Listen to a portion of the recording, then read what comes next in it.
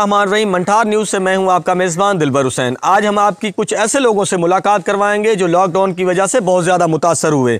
इनमें से बहुत से लोग जो मुतासर होने वालों में सबसे ज़्यादा लोग जो थे वो मज़दूर तबका था।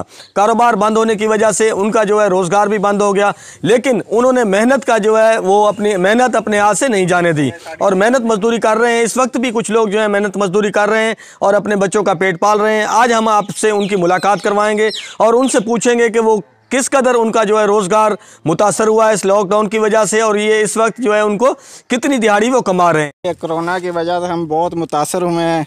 मैं दर्जियों का काम कर रहा था और ये मेरा कारोबार बंद हो गया। अब मैं ये पल्लेदारी कर रहा हूँ और 250-300 दिहाड़ी पड़ती है। वहाँ मैं कपड़े सीता था और 1200-1300 रुपया कमाता था। अब मुझे दिहाड़ी 300-400 रुपये पड़ती है। इसमें से आपका गुजर बसर हो जाता है? इसमें तो नहीं होता इतना।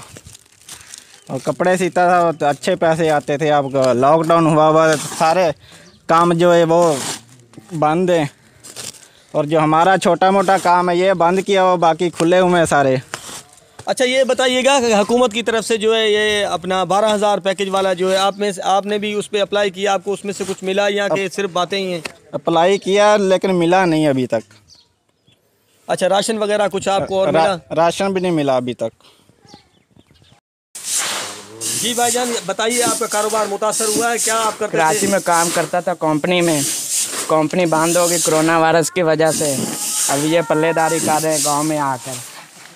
अच्छा, कितनी आपकी इससे जो है दिहाड़ी बन जाती है? 300-400 रुपया बनते हैं और इससे